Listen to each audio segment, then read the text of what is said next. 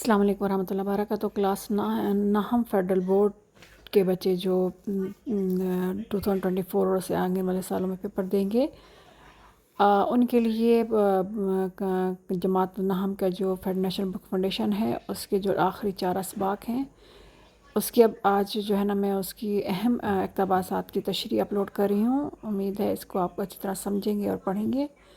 اب آپ کے مصنف کا نام اور سبق کا نام ختم ہو چکا ہے، صرف پیراگراف دیا ہوگا اور اسی کو آپ نے اچھے اور آسان الفاظ میں بیان کرنا ہے۔